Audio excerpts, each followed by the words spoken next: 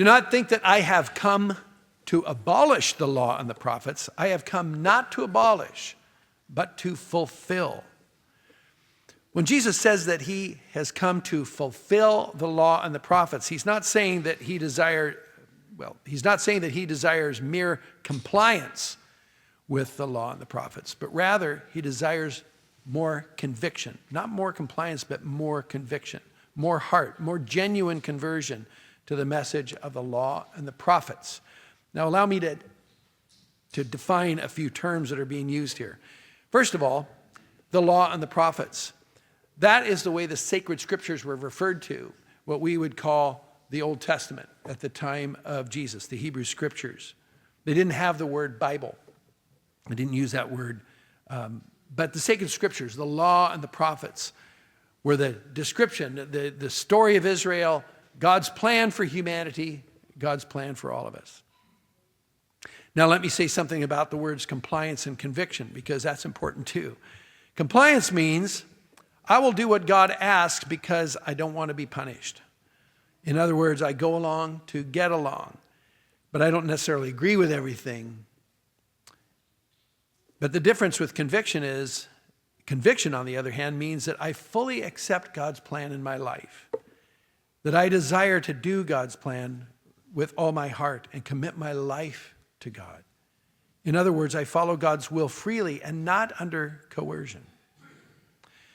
Now, notice how Jesus then, in laying this out, goes through several key teachings of Moses, which is referred to as the law, part of the Pentateuch. Some of this is from Exodus, some from Deuteronomy.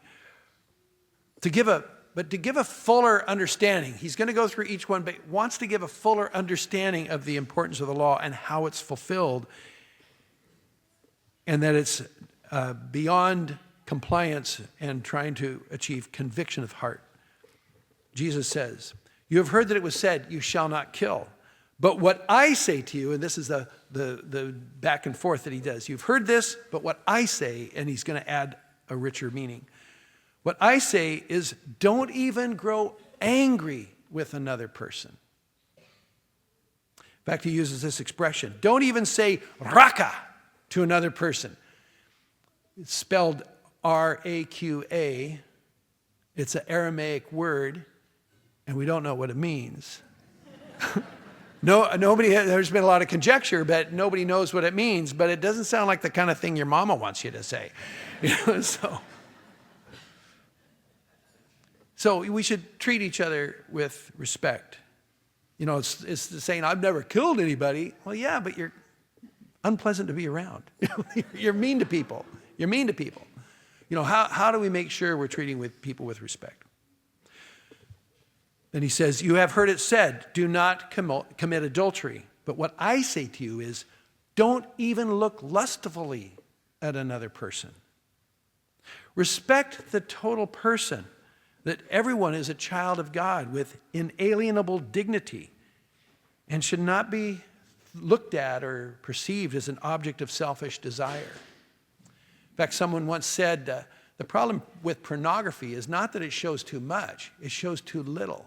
It shows a very narrow understanding of a human person, and instead of the full richness of a person who has dignity that God has placed in them. Everyone is a child of God, and that dignity should always be revered. Or the last one, "You have heard that it was said, do not take a false oath. But what I say to you," and Jesus lays out, "just be true to your word. Yet let your yes mean yes, and your no mean no." Don't swear an oath. I was a college student in London. A guy, a total stranger, was asking for money, needed money for some problem, and I was a college student and very naive, I must say. He swore on his mother's grave he was going to pay me back and ask for my address, and went, "Okay," gave him my address. I never heard from him again.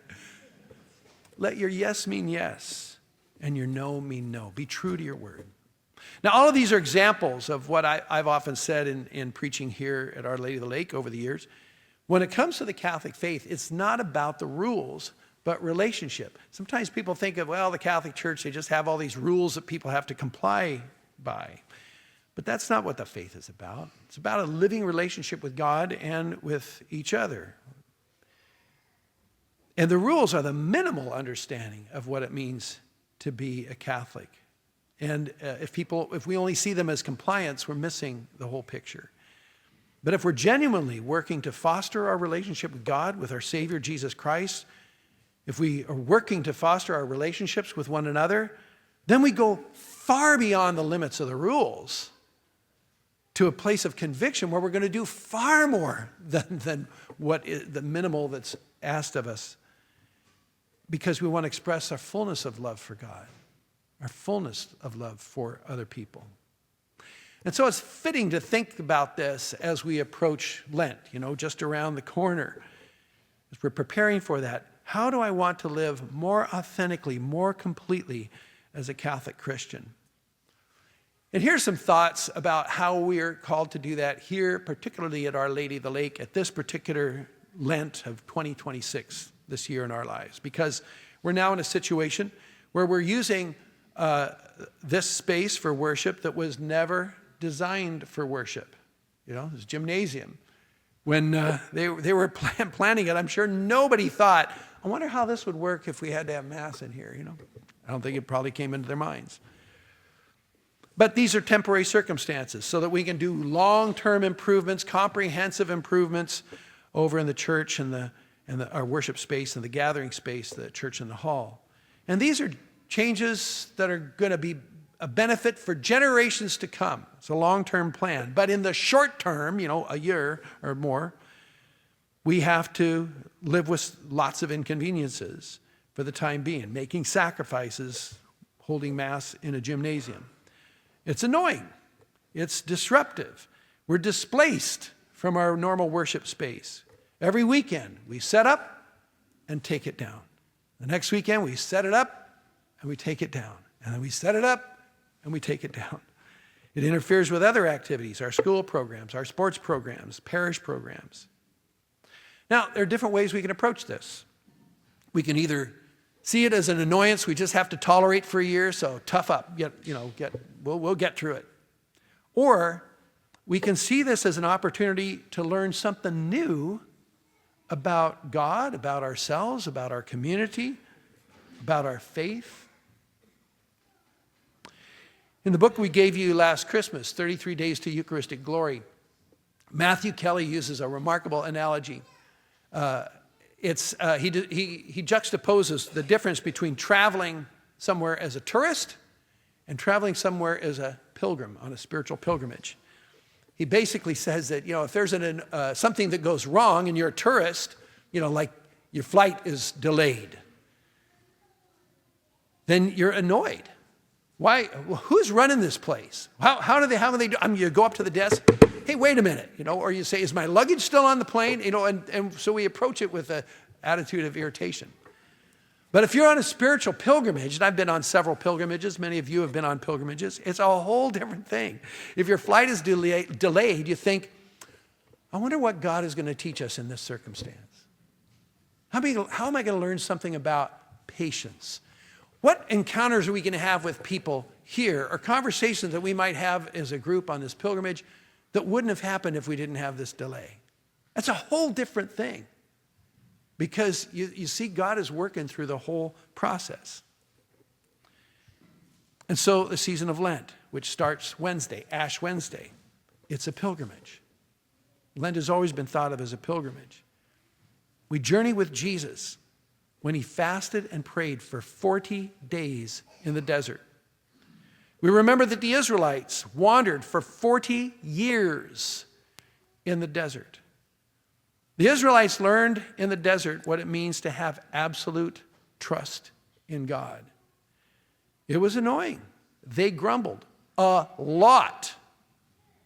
Poor Moses, they go, Lord, what are these people of yours that you put in my care? Because they would complain about all kinds of things. But they were hungry and they were thirsty. God sent them bread from heaven, manna, a foreshadowing of the Blessed Sacrament, the Eucharist, bread from heaven. They were thirsty. God gave them water out of a rock to provide for them. And they learned God will always come through. And they learned that patience and trust in God. Jesus showed us in the desert what it means to be faithful to God in all things. He was hungry. He was thirsty. He was being tempted. But he remained faithful. He remained faithful to God in spite of the temptations of Satan himself. So Lent is a desert experience, 40 days long. And the desert strengthens our commitment to God and each other. It helps us to trust God more.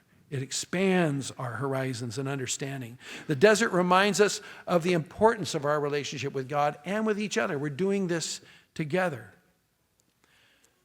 During this Lenten season here at Our Lady of the Lake 2026, as we are in a desert, we're displaced from our church, our normal worship space. So let's reflect upon what can God teach us in this particular moment of our history. In fact, here's a very simple example, and it came up in the first few weeks we were here. Several people came up and said, wow, because I was forced to sit in a different place, I met people who've been members of this parish for a long time who I never knew, because I sat over here in the church and they sat way over there. But now we're sitting and next to each other, we learn about each other, and they're growing in their understanding of the community, right? So let's reflect on what it means to be the community of Our Lady of the Lake in this 40-day pilgrimage, in this time of displacement from our church. God can teach us something new here that we might not have learned in any other situation. And that's true of many aspects of our life. God can teach us something new here that we may not have learned in any other situation.